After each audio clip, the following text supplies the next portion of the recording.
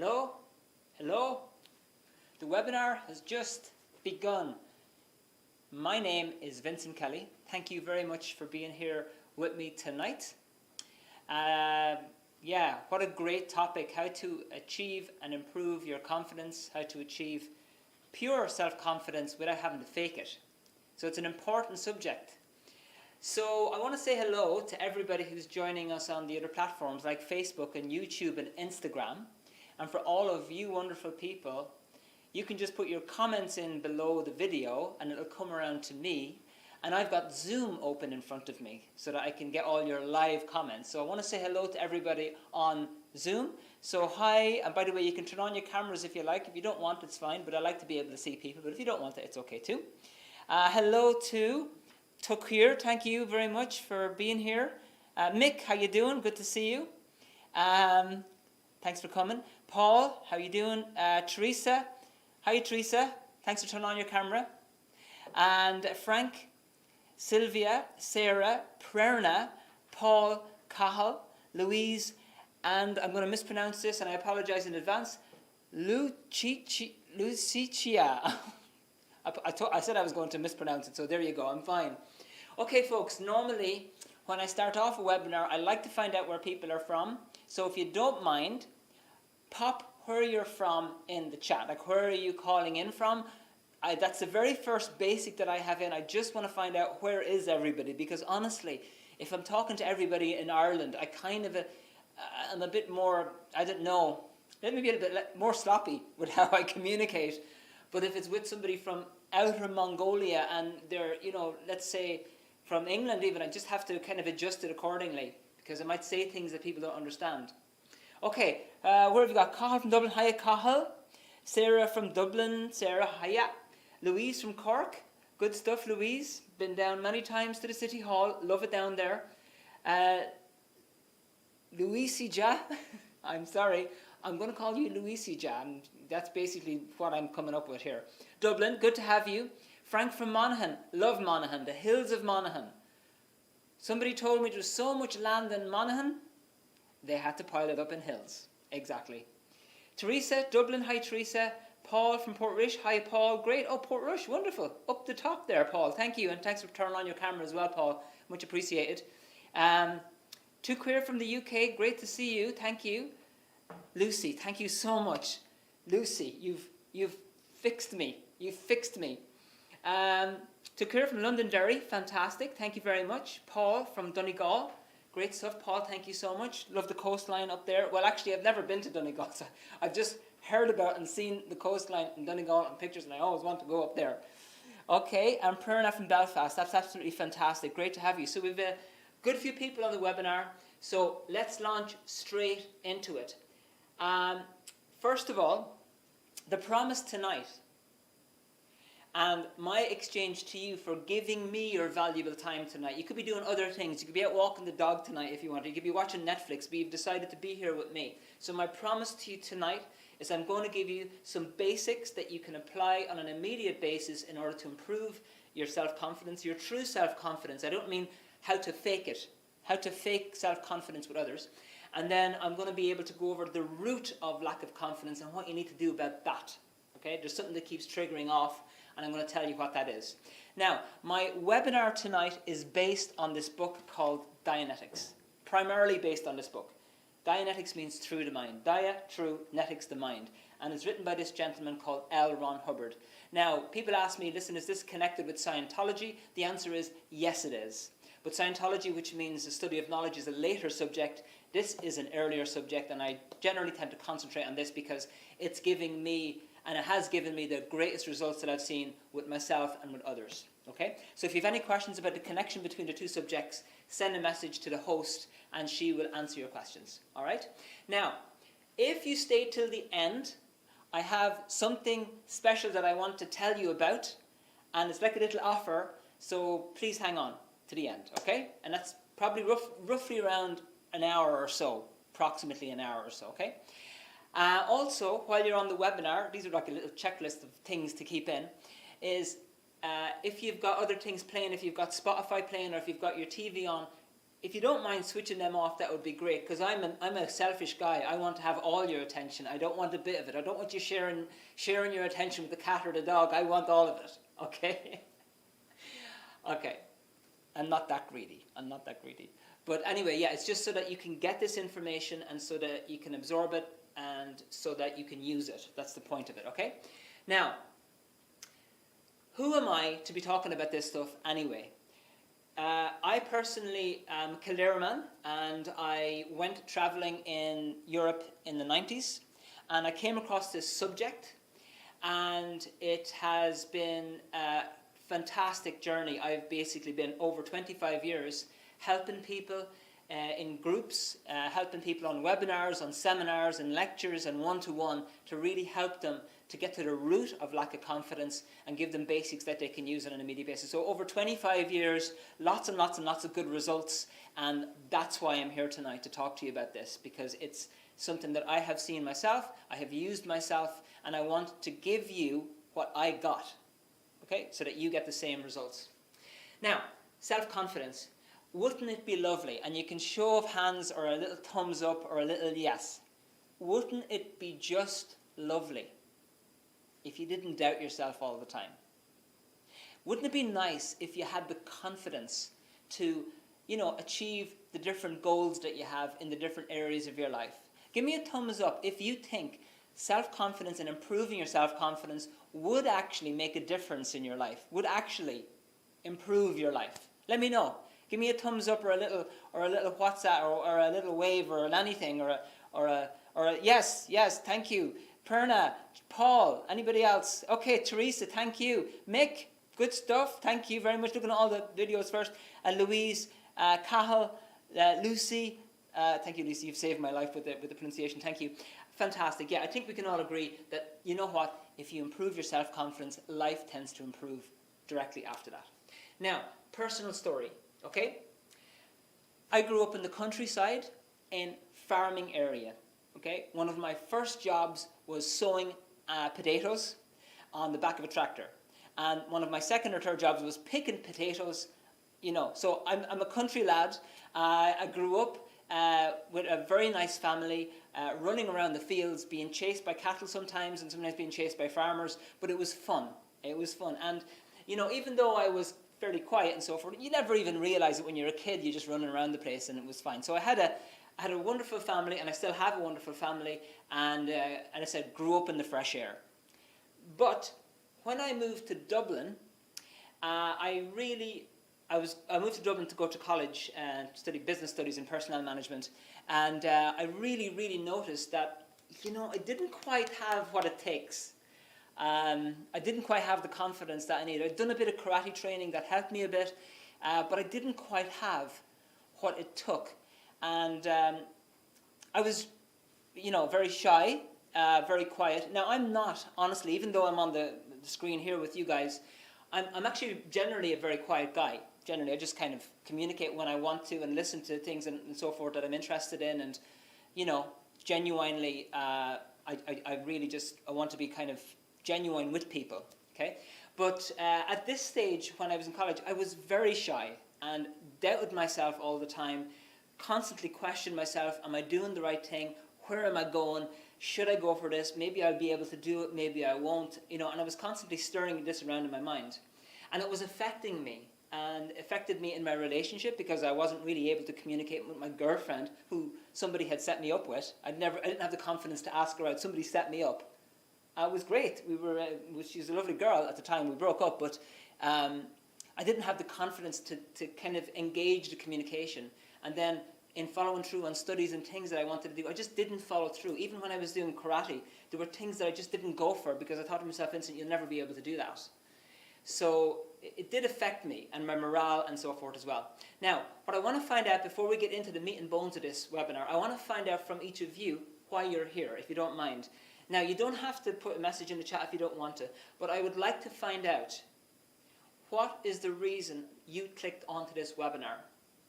In other words, what is it that you want to handle? Is it confidence in work? Is it confidence in relationships?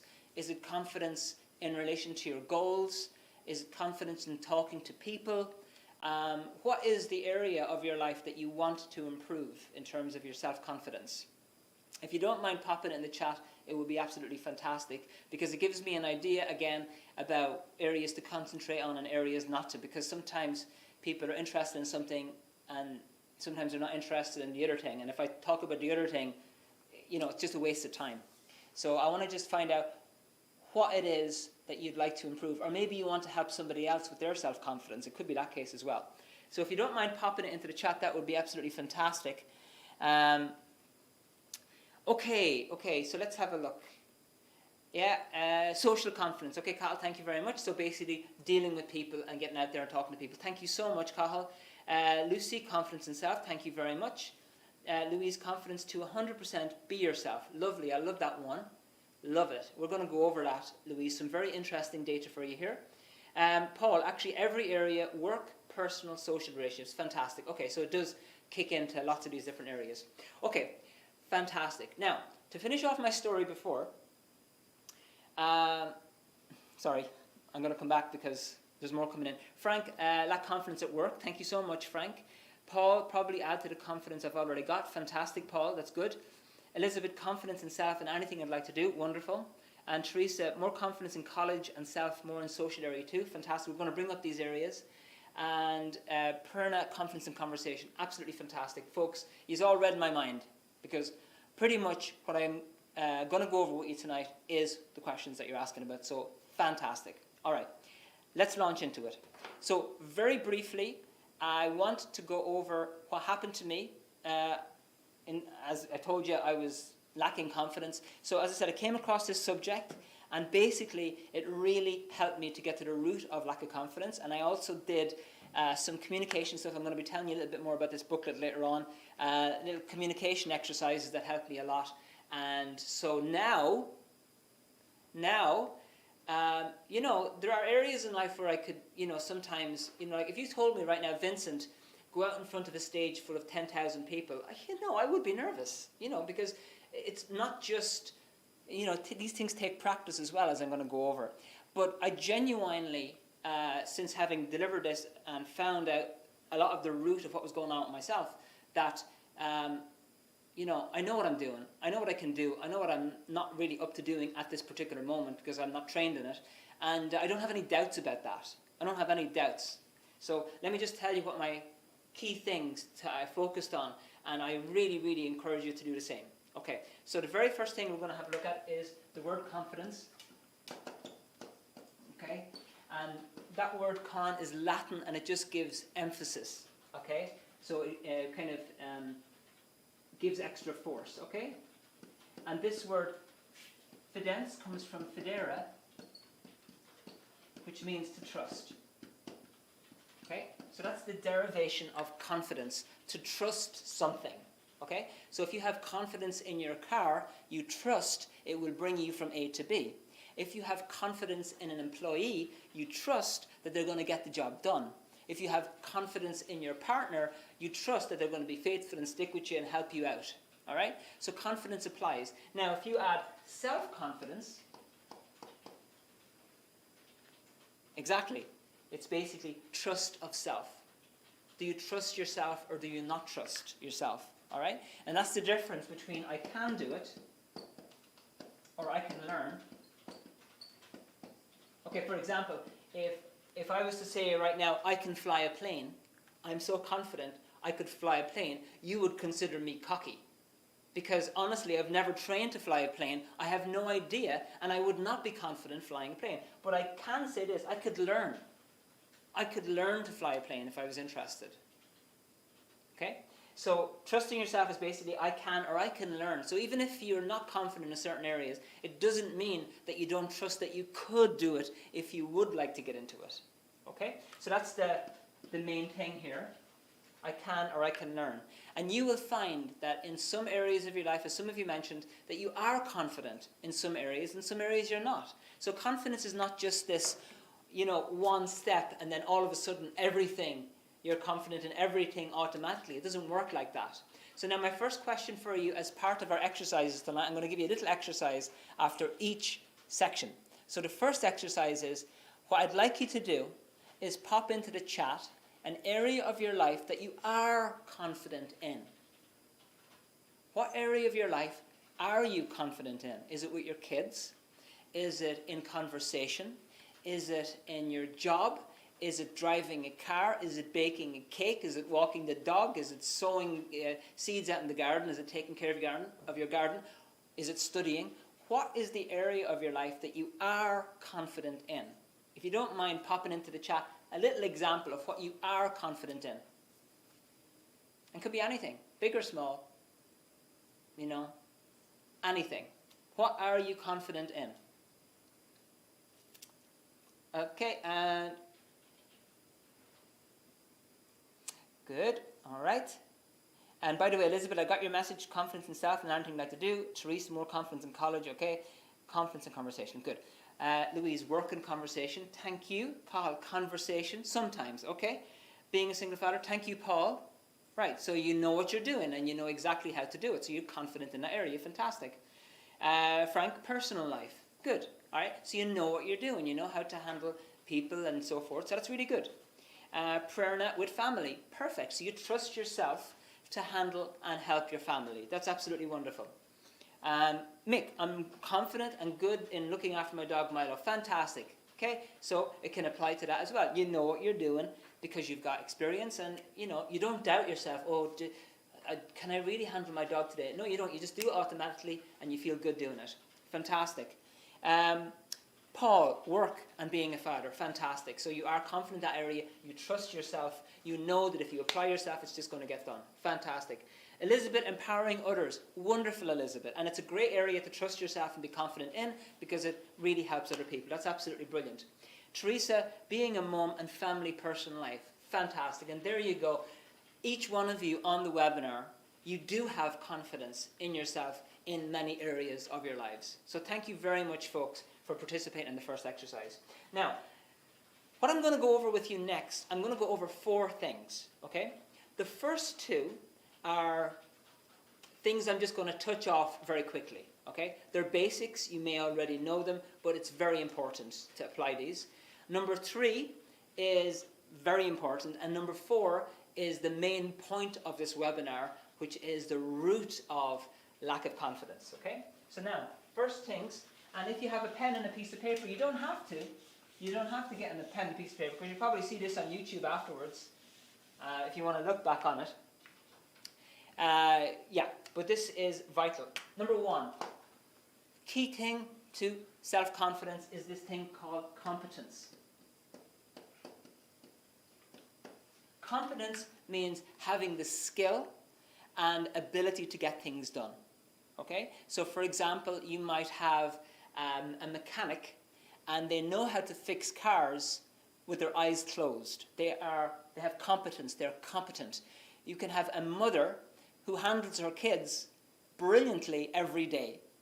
And they are doing really well, they're healthy, they're getting to bed on time, and things are going well. She's being competent as a mother, okay? Or you could have somebody who is a teacher who knows how to teach his class. They're all doing well. You've got a competent teacher. The ingredients of competence are study, practice, and experience. Now, we're not going to go over these 2 here before as part of this because I just don't have time to do it. But if you want to get confident in any area of your life, and this applies to your relationship, it applies to communication with people, it applies to your job, it applies to opening up a new business, it applies to achieving any goal in life. For example, if you wanted to become a farmer, what you would need to do is to become competent. You would, when you become competent, become confident. And the ingredients of that are study, practice, and experience. You'd have to study about farming, practice it, and experience. You get enough experience to really improve your confidence. I know this is common sense, but it's important to note it because it's absolutely a very important point of confidence. Now, as I said, we're not going to go over these 2 things, practice and experience, but the main thing to remember on this practice and experience is that when you are learning something, let's say you are learning to be a good driver of a car. You're learning how to drive, okay? Well, you need to have practice and experience under somebody who's a good driver, preferably. Not somebody who's a sloppy driver. Or if you're thinking of opening up your own business, and you've studied about it, and practice and experience, you need to get practice and experience, but under the wing of a successful person. Not somebody who's just all theory and no action. Like, I could spout on to you tonight about the joys of being a pilot and what you should do and you shouldn't do, but having had no experience in being a pilot, you would just not listen to me. It's as simple as that, and it's correct. So if you are trying to become confident in a certain area, get your practice and experience under the wing of somebody who already is successful in that area. Now, on the study end of things, there's a very key thing to know. Many people, when they finish school, they think, you know what, that's it now, I'm done with study, good night, and it was a horrible experience, and I couldn't wait to get out of school, and I'm delighted it's done.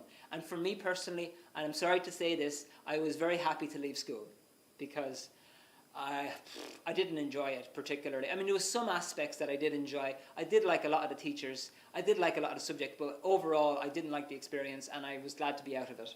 Okay? And when I left school and then I went to college, I went, okay, when I'm done with college, that's it then, I'm done with study. But unfortunately, study is an ongoing thing. So here's the first tip I want to give you on studying. When you are studying any subject, so if you want to become competent in the area of personal relationships, and you are reading a book about communication, like this one I'm going to show you later on, okay?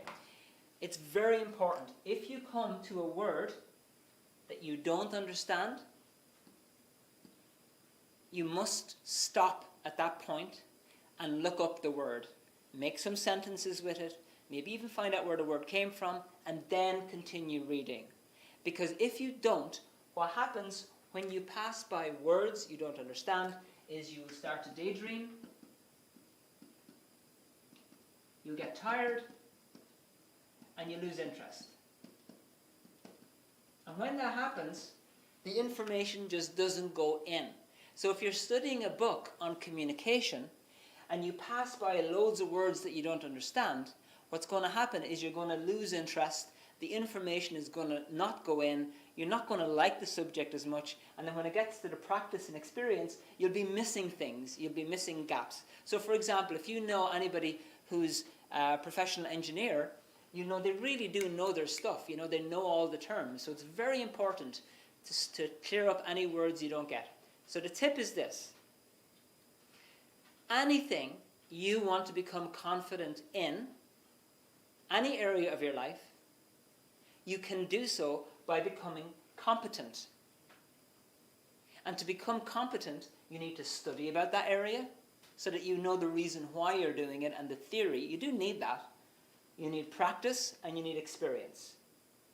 And the key thing on the studying is don't pass by words you don't understand. And if you put that in as a policy for yourself, what's going to happen is you're going to understand things very, very clearly as you go along. Things are going to go very, very smoothly. You're going to get it more easily, you'll retain your interest, and then when it comes to applying the information, it's going to be easier. Now, just as an example, this is exercise number 2 for you. What I want you to do for a moment is take a moment to think about somebody who in your life that you've seen is competent. And when I say competent, I mean they are skilled. They know what they're doing. I want you to think about somebody who is competent, somebody that you know that is competent in their life. They're very, very good at what they do. And you will find that that person their confidence is just that little bit high. You know, you'll see them and you'll go, the confidence tends to just pour out of them. So just take a moment, and if you don't mind popping in the chat, that would be great, to think about somebody in your life who is competent in a certain area. Doesn't matter what area. Family, relationships, work, whatever. They know what they're doing and they're very, very good at it. Like, do you know a very good mechanic? Or do you know somebody who's a violin player and they're fantastic at it? Or somebody who plays the guitar? Or a driver? Okay? So just pop in the chat anybody that you've seen who's very competent, and you will find they will also be confident. Okay?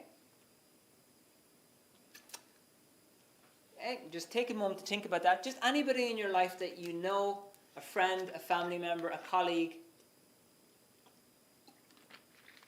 and pop it into the chat for me, please. And thank you very much for your participation. It means a lot to me because I get the feedback and it helps to make it a two-way rather than just me talking to a camera, you know. Okay. Being a mum and personal life. Okay, Catherine, family. Okay, thank you. Teresa, your dad. Fantastic. Mick, good friend Ed. Fantastic. Louise, sister.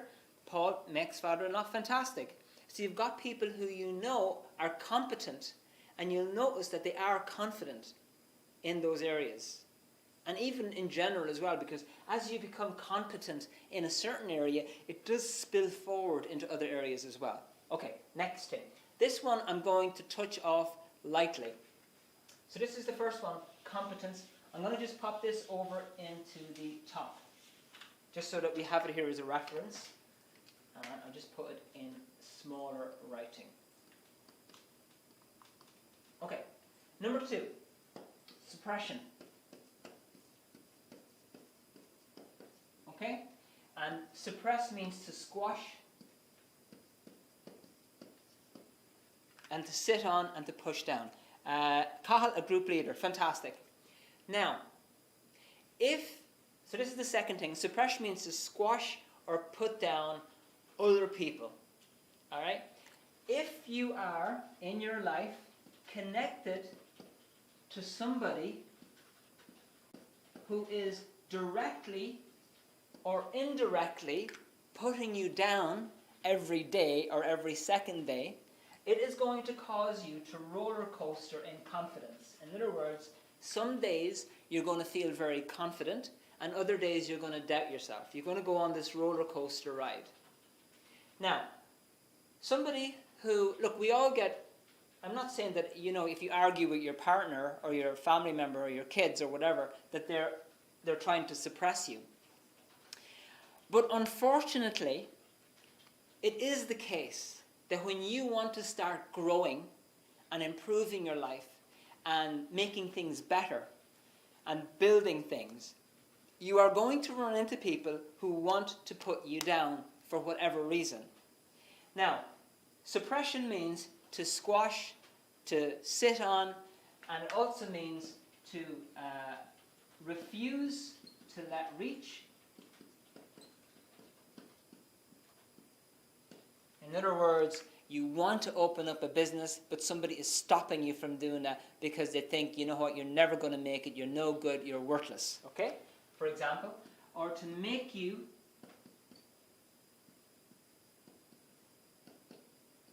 about reaching, make uncertain about reaching. Okay, so what does this mean? It means this. You could have a goal to open up your own business, okay? And you think, you know what? I'm going to open up my own business in computers. I'm going to do a computer repair. I'm going to open up a computer repair shop. And you know what you're doing because you know computers like the back of your hand, and you've worked in a computer shop before, and you know how it works, and it's all going to go really well, and you know it. But then you've got this friend who doesn't want to see you getting any bigger than him, because for whatever reason he's afraid that you're going to get better or bigger. I don't know what's going on in his head, but so what he does is he puts little seeds of doubt in your mind continuously. You know, oh, did you see that other computer shop over there? God, they closed down after 6 months.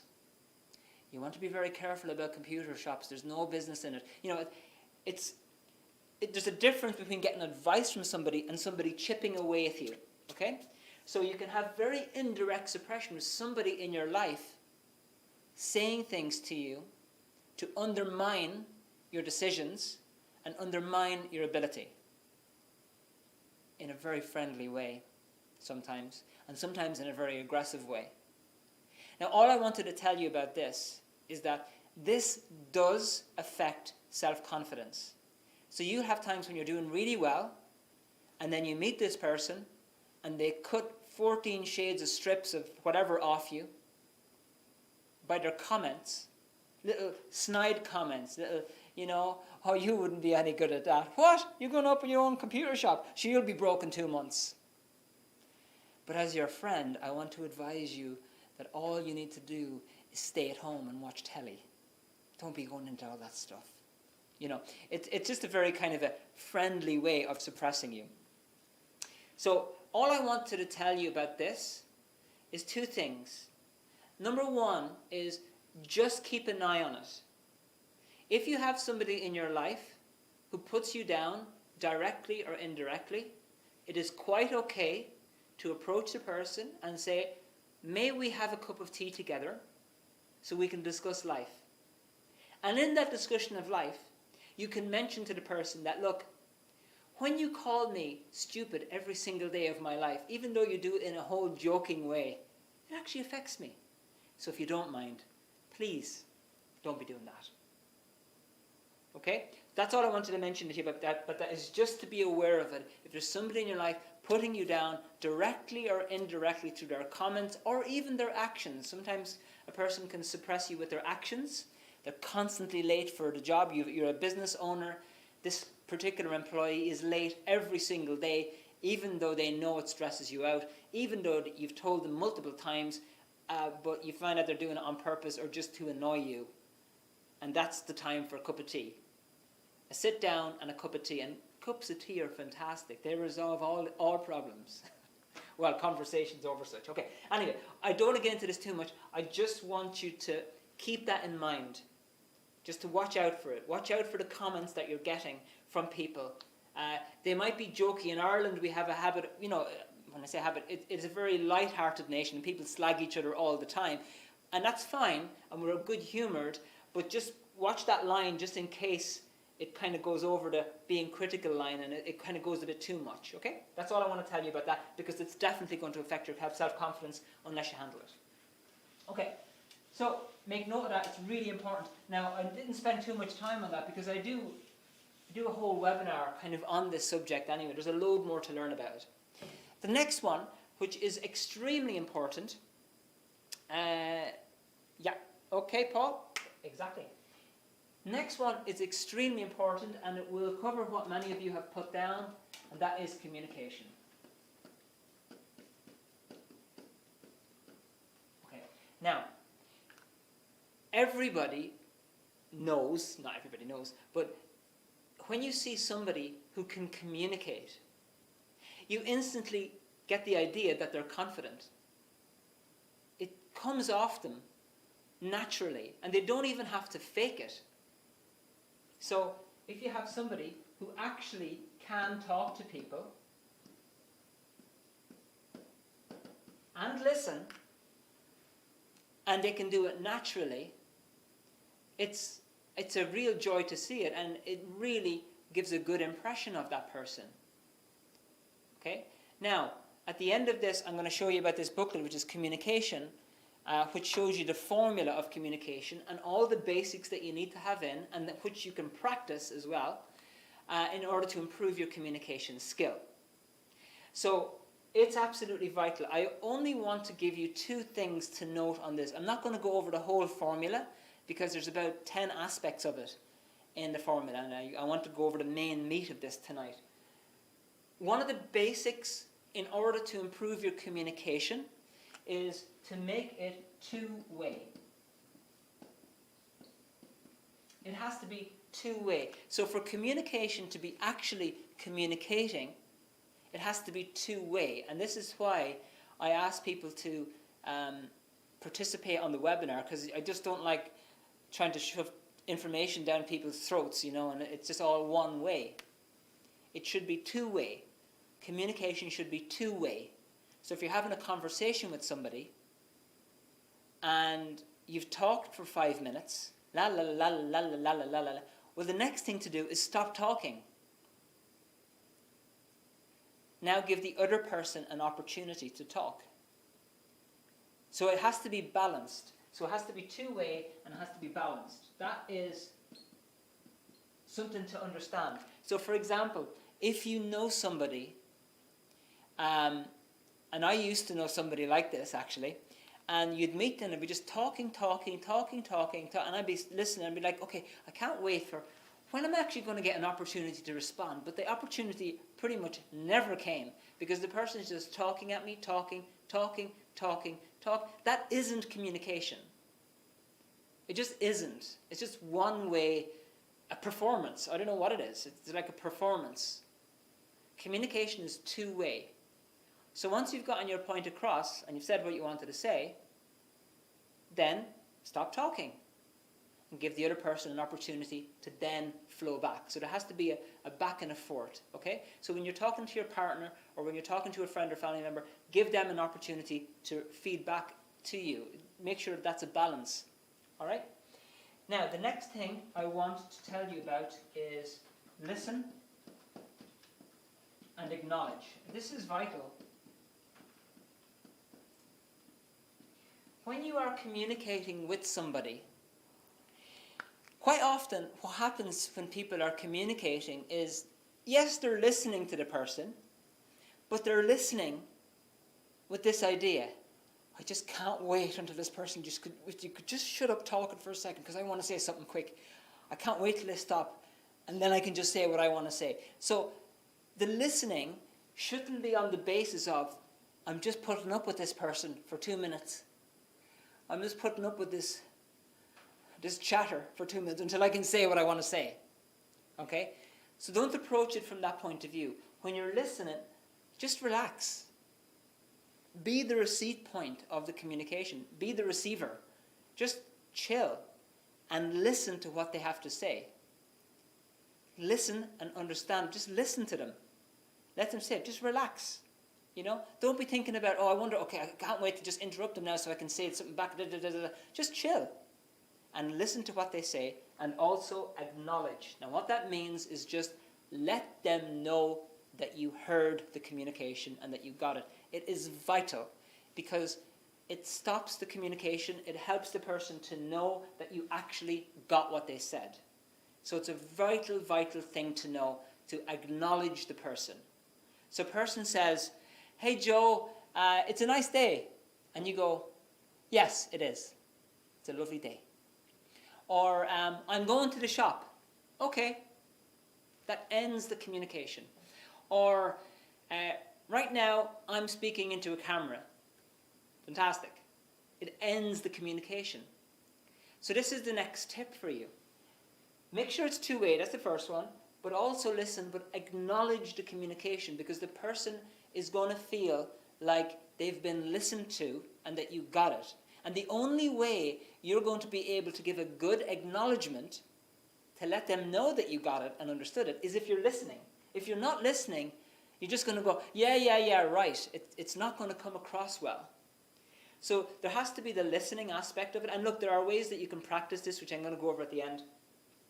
The listening is important, and if you're listening, then you're going to be able to come up with a natural acknowledgement. And when you start doing this, you are going to become more in control of your communication. And as you become more in control of your communication, even just using those 2 points, your confidence is going to start coming up. You might say, okay, Vincent, how can it be the case with listen and acknowledge it? But it's, as I said, it's two-way. So it's not just one-way communication. It's two-way. Okay? And if you're in control of the receipt of the communication and the person knows they got the communication across to you, they're going to feel good and you've just controlled the communication because you don't, what happens is if you don't acknowledge the person, for example, let me ask you this as a question. Have you ever come across somebody like this? Okay? You tell them something, blah, blah, blah, blah, blah, blah, and they don't answer you. Have you ever had that? Let me know by a show of hands or a thumbs or a yes or no. You talking to somebody, but they don't answer you. They don't actually acknowledge you. Has anybody ever seen that before? Okay. Thank you, Teresa, Paul, Louise. Anybody else? Have you seen that before? You're talking to somebody, and you might as well have been talking to the air because nothing seems to have landed. You said it's a nice day. Silence. Who are you talking to in the first place? The other person was not there. Okay, Lucy, Paul, okay, nearly every day, and Paul Doherty, okay, fantastic. Thank you so much. When you are talking to somebody and they don't acknowledge you, what happens is the communication stays incomplete in your head, and you're carrying around this incomplete communication, and it's also frustrating, and it also makes you want to keep communicating to the point where they get it. So it makes you keep communicating.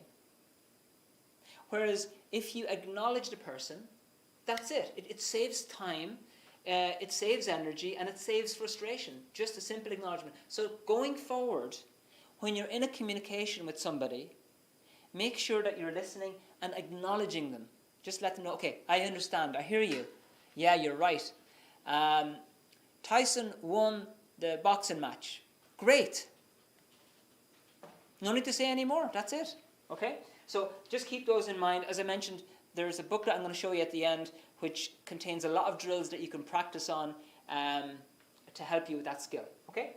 But absolutely vital for confidence. I learned this pretty early on starting the subject. And in fact, when we are training up people on this subject, Dianetics, which is about, I'll tell you about in a minute, we usually put people through a little communication course. Okay. Now, what did we cover as well? Okay, so number 2 was suppression. Okay. Number 3 is communication. And number 4 is thought. Okay. Now, this is the main point of the webinar, and it's really important. Another good one, Lucy, is a single word answer to anything you ask. Yeah, I don't know whether you're mentioning that that's a positive or a negative one, Lucy, but a single word answer to everything you ask can be very frustrating because the person has to give you an answer that shows that they actually listened and heard what you said. And if they're just giving the same answer each time, like, yeah, yeah, yeah, yeah, it doesn't really give the impression that they listened and acknowledged, okay? Vocal communication, okay, not over powerful and vocal to get the point across. Yeah, exactly, you don't have to be. You don't have to be driving it down. But, yeah, I mean, there's other things that you can learn about communication. I don't have time to go over all the different points tonight, but that is a very important part. Yes, Mick, it drives me crazy when nobody's listening. Exactly, and it does. It would drive you nuts, especially if somebody's giving you a silent treatment and you want to say something to them and they don't say anything. It's a recipe for stress. It really is. Okay, now, the next one is thought. Thought. Okay, now, I want to tell you what this is about. This is the primary root of self-confidence, or lack of self-confidence. And it is thought. What you think. Now, because thoughts are kind of invisible, you don't really see them, you might think they're not as important as your car or your computer or a bowl of spaghetti bolognese. But thought is extremely key to your confidence in yourself and the actions that you take to improve your life. Okay? Now, your thought is either going to be, I can, which means, you know, I can do this. I can talk to that girl. I can ask that girl out. Or I can get a promotion in my work. I can learn this new subject. I can get in control of my current workload. Okay? You can say, I can or I can learn. Okay? Thought then affects emotion. And once you're saying, I can do this, your emotion is going to be much more positive. It's going to be, you're going to be more interested, more enthusiastic, and then depending on that then, that determines your action. So your confidence in yourself is going to be shown by this, how you look and how you feel, but the root of it is here in your thinking. As L. Ron Hubbard said in this book, and actually I don't know if it's this book or another one, but it's a fantastic little quote. Thought is boss. Thought is king. Beautiful little line. Because if that thinking is naturally saying, not fake now, not trying to force yourself to think positive, not fake, naturally saying, you know what, I can do this, or I don't know how to do this, but I can learn. your emotion is going to come across more confident, and your actions are going to be more constructive. All right? Now, if your thought is negative of, let's say, I'm not sure, or I can't, or I don't know if I can, or what if I fail, or maybe something will go wrong, or I'm stupid, or I'm no good, or I'm too old, I'm too young, I'm too fat, I'm too skinny, I'm too this, I don't know. You know, once that thought is happening in the background, it is going to affect your emotion, and it's going to cause you to become not as enthusiastic, maybe to become anxious or stressed, or maybe a little bit angry, and then that is going to affect your action. So, thought, your thinking, is the key thing. So I could teach you about competence, about being skilled, about how to handle negative people, and about communication skill. And these are all very valid points, but if that thinking is negative, it is going to affect all of these. Okay? Now, where do your thoughts come from? Obviously yourself. You have the thoughts. But normally what you do is you have a little look. When you look at this, let's say a problem of, there's a problem, I need to learn to drive a car. I need to drive a car to the shop, okay? Because it's raining and I don't want to walk. Well, you have this thing called a mind, and your mind is a collection of all the information that you've learned in picture form, in exact sequence, right since day one. So your mind, and by the way, anybody who's been at my webinars before, you know that I'm not a great fan of the whole brain theory. I'm not a great fan of this whole, oh, hey, it has to be something to do with a chemical somewhere, and in the this, and the that, and the other, and, you know. I'm not a fan of labels. I'm not a fan of emotional labels, because with emotional labels, people get categorized into certain, you know, conditions, and then what's normally suggested after that is because it's a condition, we can't really repair it, so why don't we feed them some chemicals to numb it all down? I'm not a fan of that. I never was, even since I was a teenager, before even coming across the subject, never liked it. Never liked it. Always thought, you know what, there must be something apart from this chemical imbalance in the brain theory that I just cannot think with. And there is. That's what the subject is I'm going over with you tonight. Your mind is a collection of pictures from your past. And if you try to think about your breakfast right now, go ahead. Try and remember your breakfast. Or your lunch, if you didn't have any brekkie. If you just did that, and you saw something, that's a picture. And you just looked into your mind. That is an actual part of your mind. It does exist. It's not imaginary. It did happen. And it actually is there. That is the mind. It's not invisible because you saw it. Maybe you didn't see it out here like I'm looking at this book, but you did see it. So that's what your mind is. Now, this part of your mind records all the information that you need in order to have confidence. However, when there is a lot of pain that comes in, I'm going to get rid of this section here for a sec.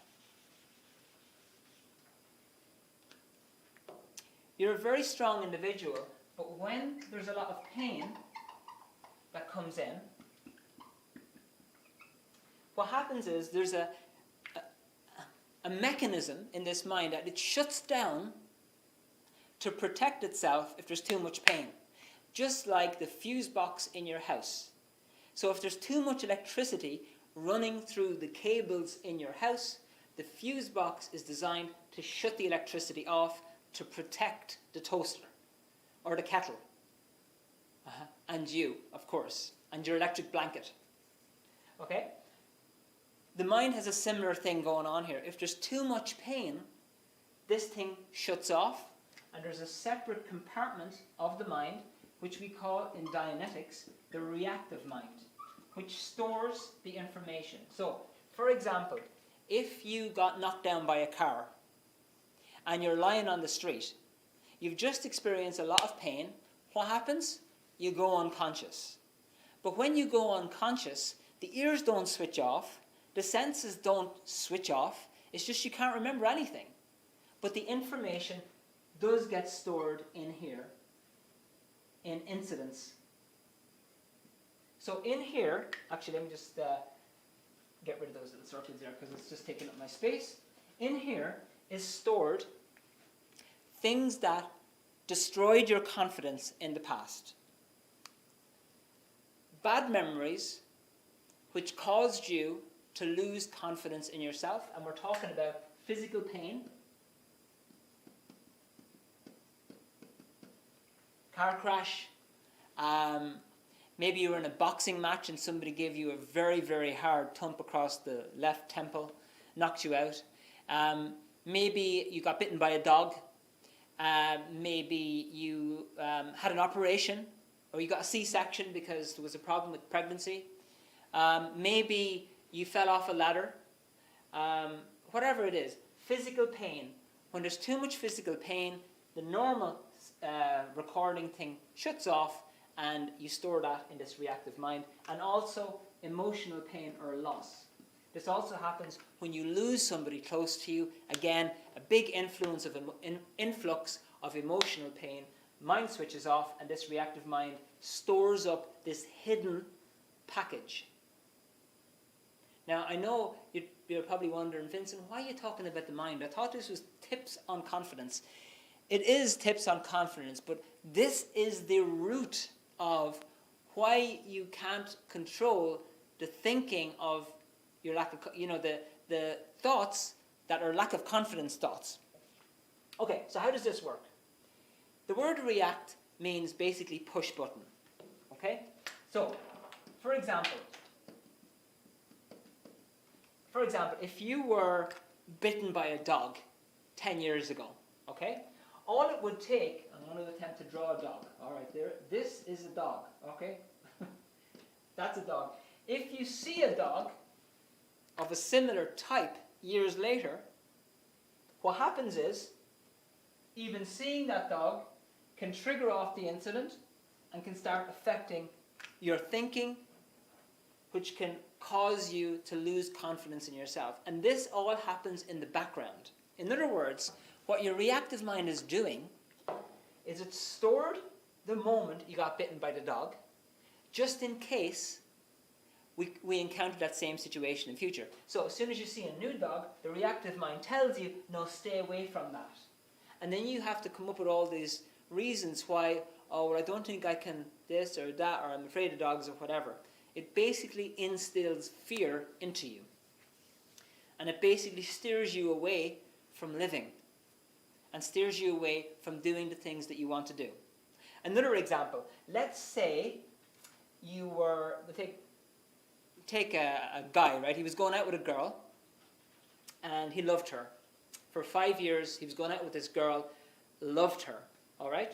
But then she left him for some reason. Maybe she met somebody else, okay? Massive, massive loss for him.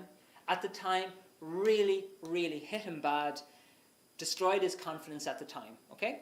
5 years later, he's picked himself up, everything's going fine. He's now in a new relationship, okay? He's in a new relationship, and it's all going great. It's all going fantastic. Until their first argument. All right? First argument. Reactive mind is a bit of a stupid part of the mind. It thinks more like an animal than an actual you, an actual competent individual. It's push button. It's a part of your mind that you are not in control of.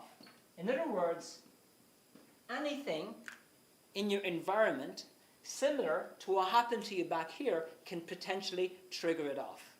Okay? So, he's lost the girl, and then there's a new person here. It's going fine for a while, maybe 3 or 4 months. Then they have their first big argument. That triggers off this. It starts affecting his thinking automatically, and automatically he says, oh no, I'm not really sure about this relationship. I don't think I can make it. Why? Because this past incident is getting triggered. It's absolutely got nothing to do with the fact that he can actually sort this out. All he's got to do is listen and communicate. But his reactive mind tells him, stay away, pain, it's not going to work out, steer away from this woman. So in other words, what's happening is you are trying to get along in life, but you are carrying around a package of pain from your past in a compartment which we call in Dianetics the reactive mind, which is a push-button part of your mind. Now, you could say, and people have said to me, Vincent, all I need to do is think positive and it's all going to be fine.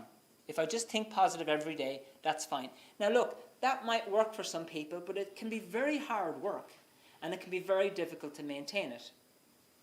So what I want to do is I want to just ask you one thing before I tell you what the Dianetics solution is.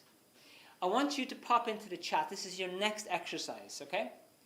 Can you give me one example of something in your life that makes you react? Something that pushes your buttons. Is it the scraping of a pot? Is it somebody shouting at you? Is it a conflict? Is it pressure? Is it an argument with your partner? So take a moment. This is your exercise. Take a moment to just think of an example of one thing that pushes your button and makes you react. And pop it into the chat. I'm going to have a look at it then.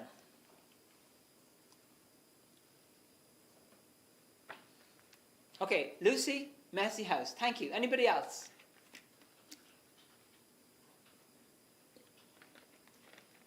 Like, for example, with messy house, you see it's messy. It shouldn't be the case that you get really stressed out.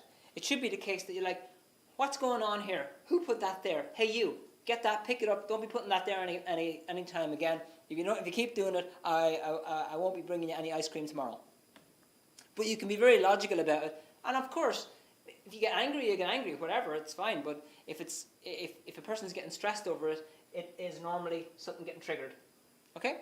Very good. Daniel. Hi, Daniel. Didn't say hello to you earlier on. Where are you? Daniel. Anyway. Oh, there's Daniel. Hi, Daniel. Being told what to do. Good. Now, honestly, in a business managers and supervisors tell people what to do all the time. So it should be the case that somebody says, hey, if somebody says to you, hey, Joe, will you go and call that customer? You'd be like, okay, that's fine. Instead of, okay, that's fine, and then get really, really stressed out. It should be fine. So that's the reactive mind getting triggered. Thank you. Louise, if a person doesn't take me seriously, fantastic, because that can trigger off other times, other losses, but particularly losses. Yeah, so good one, Louise, thank you. Someone simply being treated disrespectful in society when shopping in town. Good. Thanks, Teresa. And, it should be the case you just look at the person and go, oh dear. Oh dear, oh dear. Rather than yourself getting all this, you don't need it. You should be able to just look at these things and go, I see, that person has a certain condition in their life, and indeed. Okay.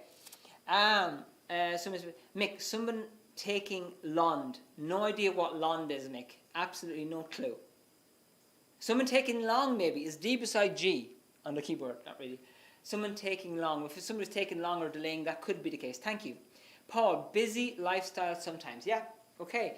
And the more of this you have, and if you have a very busy lifestyle, there's a chance you're going to run into more triggers. Okay?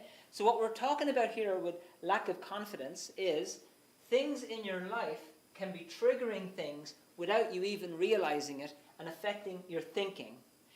If your thinking is in really good shape, your confidence is going to be able to be maintained much more easily. If your thinking is being affected by your reactive mind, and this is the case with most people, your thinking is going to be affected by that, and it's going to affect your confidence. Okay, so now what we've gone over is competence, suppression, communication, and thought. And this one is the most important one, because if this one isn't handled and you don't clear up the baggage that you've accumulated, it's going to affect all of these others. So, very briefly, I'm going to tell you how this is approached. And thank you very much, everybody, for your comments. I really appreciate that. It helps me a lot. So, I'm going to tell you quickly how to do this. I've gone over a couple of the pieces here. With communication, I'll show you about this booklet at the end. But how do you handle thinking? How do you handle thought so that you don't have to just force yourself to think positive and think confident, okay? So, let me just show you real briefly, and then I'm going to tell you what I would recommend for you to really get on top of your confidence permanently, okay? So I'm just going to very quickly touch on this. I'm not going to spend too much time on it because it's actually all covered in this book, which I'm going to show you in a minute. And what we do in Dianetics is called auditing. The word auditing means to listen and to guide, all right? And it's done with two people. You've got what's called an auditor, the person who listens and guides, and you have the person who is receiving the auditing.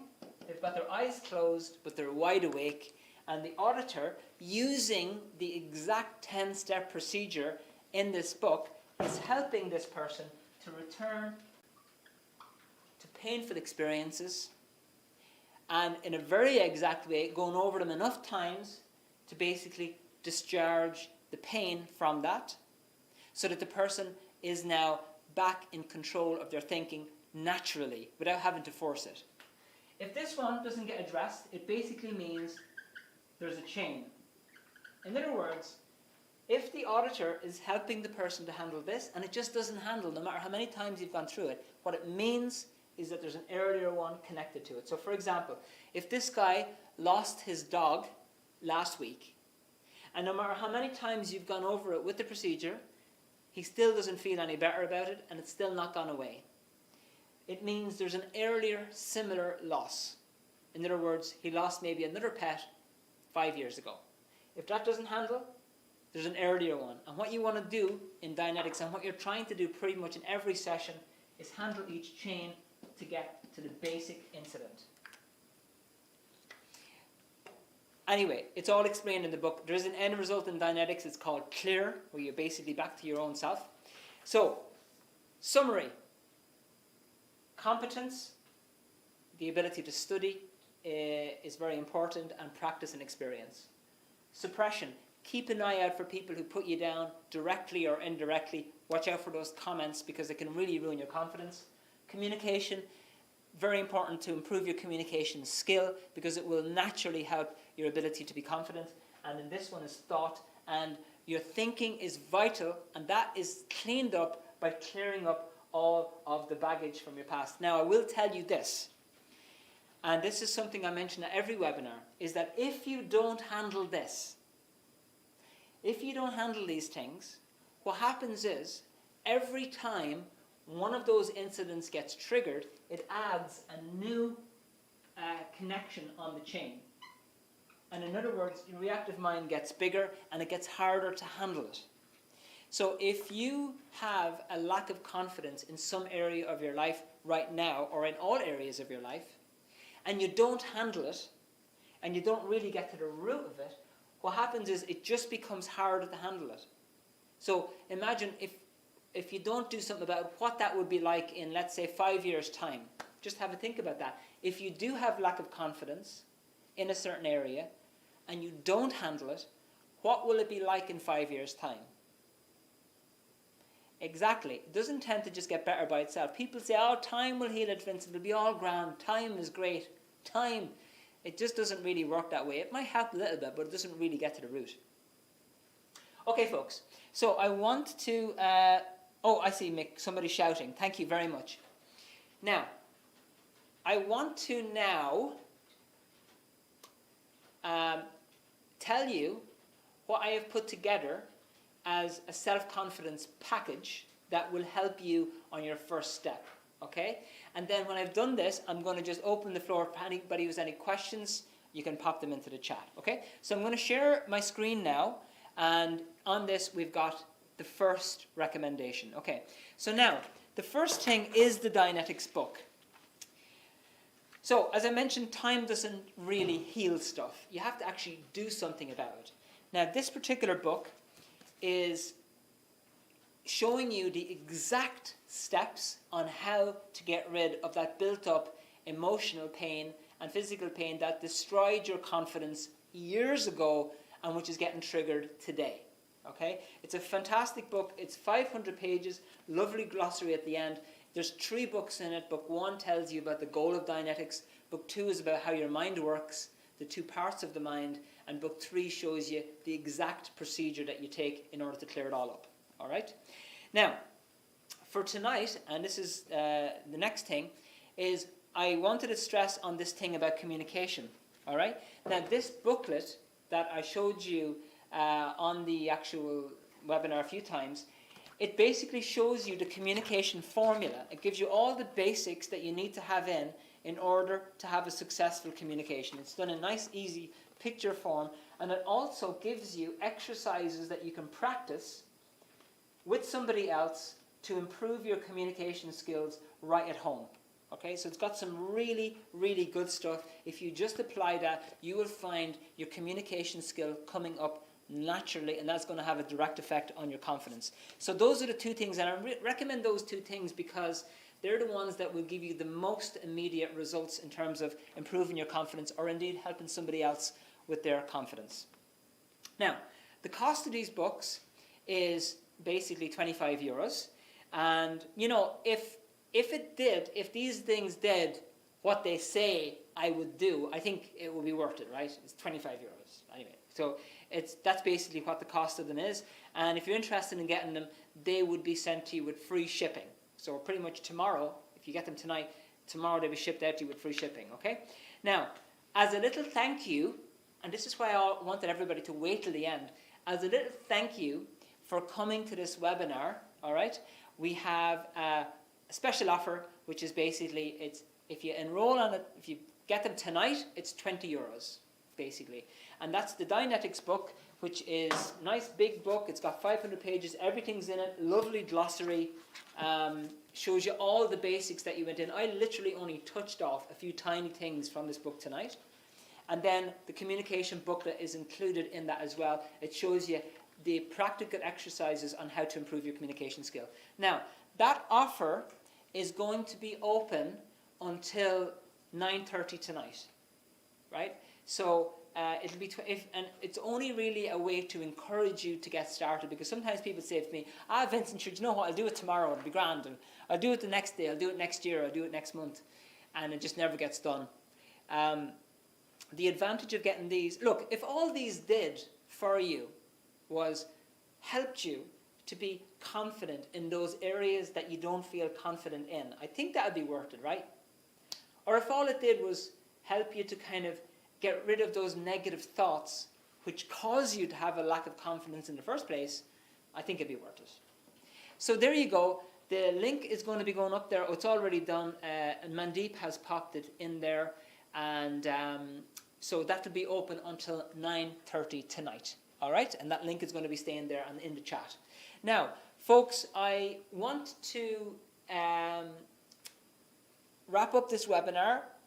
There'll be some questions and answers. So if you have any questions on what I've gone over tonight, any questions about the book, any questions at all, please feel free to pop them into the chat right now. And then I will answer those questions for you, and I will just wrap up with a little summary. Okay? So I'm just going to talk for a few minutes. And thank you. And by the way, thank you all for staying with me. And Teresa, Mick, Paul, Prerna, Frank, Louise, Elizabeth, Lucy, Catherine, Kelvin. I didn't even say hello to you, Kelvin. And Daniel, you snuck in the back door. Anyway, I've gone over the main body of the webinar now, okay? So if you want to hang on for questions and answers, it's fine. And if you need to go, then that's completely fine too. Don't worry, I won't be offended. But anyway, I really, really strongly recommend you get these materials, because they will definitely help you in your life, and they will help you to get to the root of lack of confidence, but also to help other people. Because, you know, when I started this subject originally and I came across this, it wasn't really for me. I didn't do it for me because I thought I was grand. I thought, yeah, Vincent, you're grand. You're all right. You might have a little lack of confidence, but other people are more important. I was more interested in helping others than myself. And it was only when I started to get results I thought, you know what, actually maybe this will help me with my inner stuff as well. I think it would be useful for me too. So I started using it. It really, really helped me. And as I said, you know, I used to be really, really shy, very much lacking in confidence, and this subject really completely handled it for me in many, many ways. as I mentioned, I'm still a kind of a quiet guy. I just, as people will tell you, my friends know me as somebody who just kind of, gets on with it. But I generally, when I'm being with somebody, when I'm talking, when I'm getting things done, I do feel confident in what I'm doing. Okay? And obviously anybody can improve their confidence by improving their competence as well. So just to, okay, Teresa, you're very, very, very welcome, and Daniel. And you're welcome, Louise. And so if you have any questions, anything at all you've cropped up, you've taught in the webinar, maybe you thought, maybe I won't ask him this question, I don't want to look stupid. Just ask it, it's fine. Throw it in there, I don't mind. Anything at all you can ask.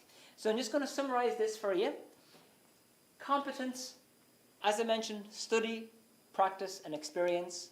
When you're studying, always clear up your words that you don't fully understand. That's the key to learning. And practice and experience should be done under the wing of somebody who's already successful. Okay? And, oh, Paul, I see you already got the Dianetics book. Fantastic. Great. Okay. Suppression. Sometimes this is very, very subtle. It could be a friend or a family member or a colleague that says things or does things constantly, deliberately to stress you out. If that is happening, it is definitely going to affect your confidence, and it's vital to sit down with that person, have a cup of tea, and discuss the matter plainly and openly and say, listen, Joe, do you want another sugar in that tea? No, okay. Listen, there's something I want to talk to you about. If you don't mind, would you mind not doing that again? And in most cases, that handles it. But anyway, there's more to learn about that, but that's just the next step. And then on communication skill, there's loads in this booklet that I mentioned, but some of the key things are make sure that the communication is two-way, and make sure that you're listening, and make sure that you acknowledge the person properly so that they feel understood. And don't just fake your acknowledgement. Don't just say, oh yeah, I got you, when you weren't even listening. If you're going to be communicating with somebody, communicate with them. Don't fake the communication. If you can't talk to somebody at that moment in time, just honestly tell them, listen, I just can't talk right now. Or if you don't mind, I just want to finish off reading the newspaper and then I'll have a chat. You know what I'm saying? So make sure that when you are communicating with somebody, that you grant it that importance and listen to what they have to say and just acknowledge them. And it's a beautiful thing. It's a beautiful thing. And once you start doing it yourself more, you're going to be able to see it happening in others more, the people that you're dealing with. Because once you start acknowledging, they'll probably also start acknowledging. And then absolutely vital is thought. The reactive mind is the source of negative thinking and that which causes lack of confidence in the first place. And if you clear up that, the package of pain and upsets that you've gathered up in your life that have dramatically affected your confidence in yourself, times will change. And you're going to become yourself again, and you will not have to fake it. Like I think, I remember years ago on Home and Away, there was this guy called, two fellas called Lance and Martin. Just might tell you how old I am now, but it was back years ago. But he used to come up on this TV program and he'd start off his day saying, I'm alive, I'm firing, I feel fantastic. But then his day would go absolutely terrible. Funny guys. But you don't have to fake or try to force yourself to be positive, because naturally you are. Naturally you are. Without all this stuff here, you are naturally positive. Okie dokie. Okay, so, yay. Let's see, Frank. Thanks, Frank. Where's Frank? Oh, hi, Frank. I changed job recently, and due to a poor boss, have lost all confidence that I can do the job I am trained on. Very stressful. I more or less have left the post. I feel better already. Well, that's absolutely fantastic, Frank. I'm delighted to hear it. Obviously, you've spotted some sort of suppression, and it's quite clear it does affect your confidence. It makes you go up and down, and I'm absolutely delighted for you. Delighted for you. And if you haven't already, a repair job is needed, because it's fine, like when you have a bad experience in a job or in a relationship, or there's been lots of bad experiences, the first step might be to just move into a new environment. Although I don't recommend that always straight away. Usually I recommend handling it first. Move into a new environment, but it's really, really vital to clean up any of the bad experiences that you had, because that sits there in a reactive portion of the mind, so that if you go into a new job and for some reason the new boss starts behaving in any way like the old boss, your reactive mind tells you, same situation, even though it's not, same situation, let's get out of here. Here's a few, just to remind you how you felt back then, to kind of steer you away from that new boss. So it's vital to clean up and clear up any bad experiences that you've accumulated in the past. But thank you for that, Frank. That's absolutely fantastic. Okay, any other questions? I'm going to wrap up soon, but if you have any questions, you can pop them into the chat. The chat's going to stay open for a little bit. You're welcome, Catherine. You are so welcome. You're welcome, Frank. You're welcome. The chat is going to stay open for a few minutes, and the link will be there if you want to get that offer. And by the way, it's a really, really good thing. Like this is, I mean, there's loads of meat in this. Like there's 3 books in it. Book 1 is about, anyway, I explained this to you already. There's 3 books in it. Great book, and shows you when you clear up this reactive mind, things will change. And you'll find that at the beginning of the book, you'll come across maybe a couple of new terms, but they're all explained clearly at the back. And once you get into the rhythm of it, you start flying on it. And again, with the communication booklet, it's actually very, very simple to understand. The language on it is very, very easy. There's loads of pictures on it. The drills and the practice routines that you do are all very clearly laid out. And yeah, it's easy. Okie dokie.